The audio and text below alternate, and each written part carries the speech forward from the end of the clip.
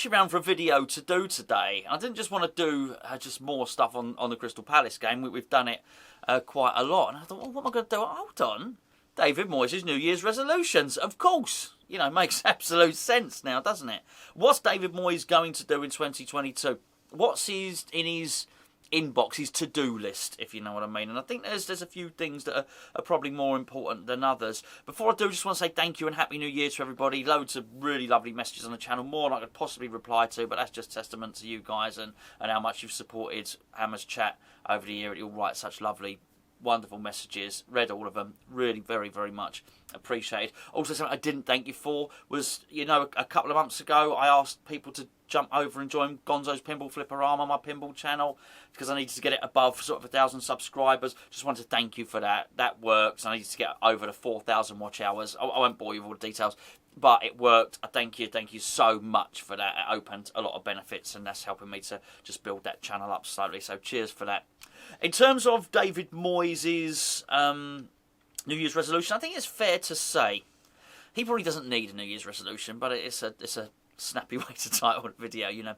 Because this has been David Moyes' plan from day one. I think it's not only David Moyes' plan since he joined West Ham this time. I think it's probably David Moyes' plan since he joined West Ham the first time, and probably David Moyes' plan at Everton. Possibly was David Moyes' plan at Manchester United, although a lot of the legwork had already been done there. It's just the way David Moyes operates, and I think it's probably a way that's a time scale, a time frame that's a lot slower than a lot of us would like. He takes his time. He does nothing quickly. That being said, I think the progress the team have made in terms of league position, certainly since Project Restart, are probably achieving higher results, higher net status than we did, than David Moyes would have expected. I wouldn't expect him to think for the last couple of years we'd be in and around the European places all the time, and we have been and we are. I'll just go back to what David Moyes said at the end of last season, because I've mentioned it on a couple of occasions now, which is, he said we finished 2 points off Chelsea, which the significance of that was the Champions League places last season. David Moyes has said he wants to get those 2 points or 3 points to finish in the top four. Now, as I said, I don't think mathematically that makes sense, because I think the points tally will be higher because there's more better teams vying for those positions. You've got to add Arsenal, who look excellent at the moment, and Tottenham into the mix there. So I don't think that's true. However, I think I probably disbelieved that we would be able to get 2 more points than last season, because I thought last season was exceptional. The more I look at it, yeah, I mean, it's funny. I've doubted David Moyes many times, and you know he comes back and sort of proves you wrong. So I'm not really discounting it now. Look, we've not been playing well of late. David Moyes knows it. David Moyes says it. What's he going to do? What's his biggest tasks for 2022? Well, his first tasks are going to be the transfer window and what he's got to do there. But we'll get to that in a second, because his biggest task of everything he's got to do in 2022 is convince Declan Rice to stay at the club. Keep Declan Rice. I mean, that has to be the biggest and most important thing he does. Declan Rice is, I mean, he's an impressive character. He's an impressive individual. Did you hear his comments after the Crystal Palace game? Declan Rice said, I think the interviewer asked if Declan was surprised to be up, you know, in and around and near the top four again. Words to that effect, that sort of question. And Rice's answer was quite telling. He turned around and said, well, the thing is, if you want to be a top four club might come to Selhurst Park and get a win, but when they get 3-0 up, it's closed out, it's closed shop, it's all over, it's done. They win the game 3-0 was his point, really. 2 things. Number one, he was right. Secondly, it showed that his mentality and he was thinking as a top 4 player, as an England international. In short, Declan Rice was thinking as a winner and talking like a winner. Now, if he's like that, and he is like that, he's going to want to see that mentality around him. Not just in the ambition from the club, but he's going to see other players around him who are also winners. So I think this is quite key. I mean, I don't even think he was sending a message then. I think he was just answering the question. But he was right. We're running out of time to keep Declan. We really are. And as I said in a previous video, I really don't want to lose him. I'm desperately keen not to lose him, and I think we've got to put those things in place to try and keep him, because we're not going to go and get anyone better than Declan Rice. The only thing we possibly could do would be to go out and get, if we sold Declan Rice for 130 million, could we then go and get 3 players in, which collectively, the sum of their parts, make the team better than Declan Rice in it? Actually, I'm quite confident that we could survive it, but I don't want to get there, and I don't particularly want to find out, because there is another option, and that sort of brings you to January, and just what I said about David Moyes taking his time to do anything. David Moyes very much views West Ham as a long-term project, and that's absolutely fine. I think us as fans have probably got to be a little bit more patient with him and allow that to happen, because really, if he's going to take us where I think he's going to take us, then it's somewhere that we wouldn't have even dreamed of just a little while ago.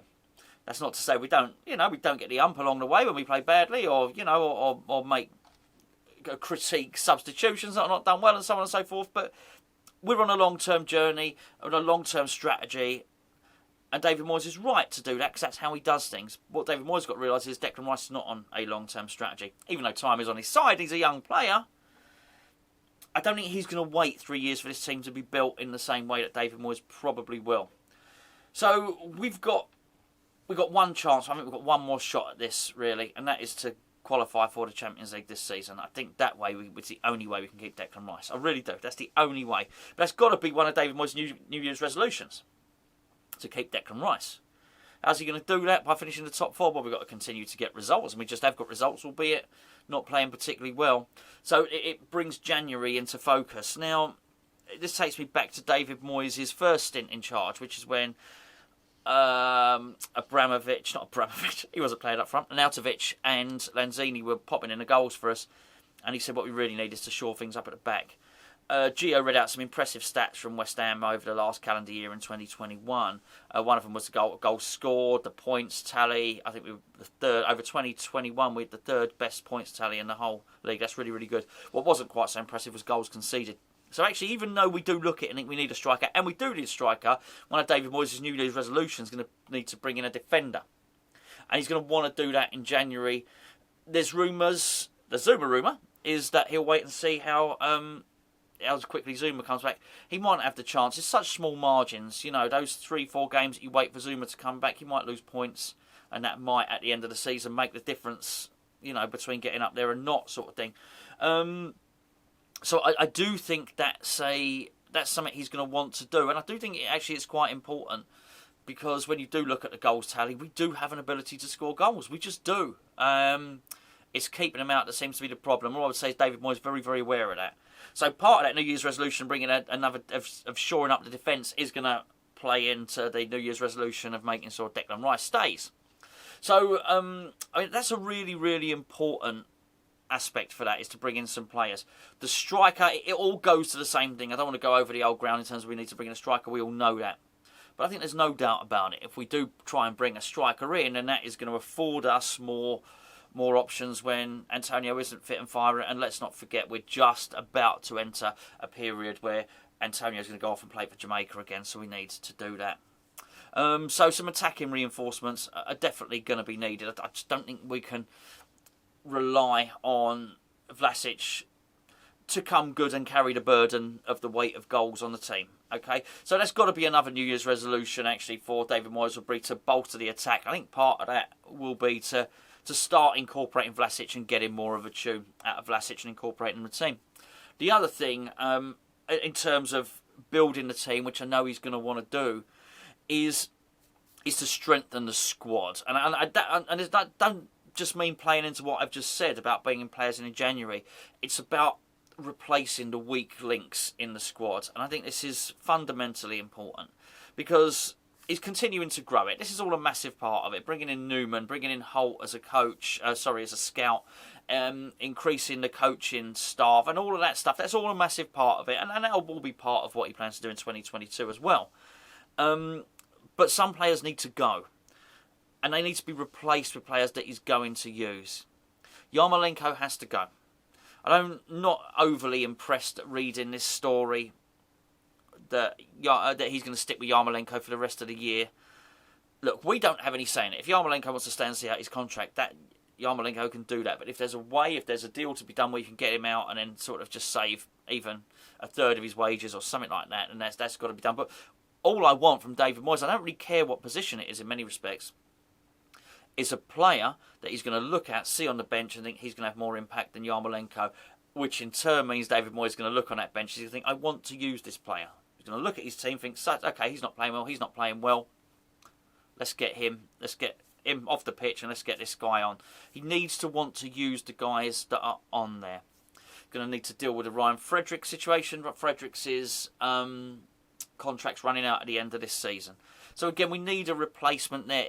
Look, Fredericks is a bit injury prone. Fredericks has been on the bench.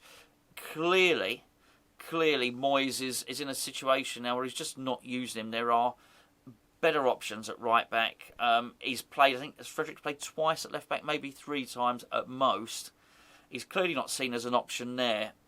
So again, we could really do with somebody else on the bench, whatever position that is, to turn that into someone. So it's selling. This is all part of what David Moyes got to do.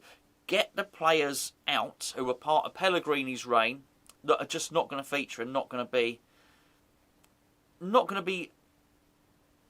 impactful, let's say that, for David Moyes, what David Moyes wants to do. And the other one that plays into that's Masuaku, of course. I mean, poor old Arthur. I don't want to beat up on him. It's, I don't want to sort of, kick a man when he's down. But it's not worked out, and it just doesn't work out, and it continues not to. He is a catastrophe waiting to happen. He's an absolute liability. To be honest with you, I thought against Palace, actually did all right. I was really pleased to see him do the professional foul and whatnot. But what you can't do is look at that team and think, well, hold on a second, that's something we're going to have to look at. And clearly, Masuaku's getting better with each game. He won't. He did all right for a half against Palace, but they still scored 2 goals from down that side. And I'm sort of adamant Diop wouldn't have rushed out there and done that foul had he have had more confidence in his teammate there. That needs to be sorted out as well. So the New Year's resolutions, bringing players in, getting rid of the players that are just not featuring. He doesn't really have faith in. It's not just us when Arthur Masuaku comes on who look between the gaps in our fingers at the screen. Moyes must do it as well. So he needs to address that. The other thing, and the final parts of what I think has got to be massive in this, are contracts. And those are contracts for players that probably need sorting. And I mean, we did Soufal. Soufal was a bit unhappy with the money that he was on. He came in as a bit of an unknown, played well, played a lot better than any of us ever thought. Let's be honest. Got a contract. That's great. The silence is deafening around Antonio's contract. That probably needs to be sorted out one way or the other. Now, I'm not suggesting that we desperately have to give him the new contract. It does have a 2-year option.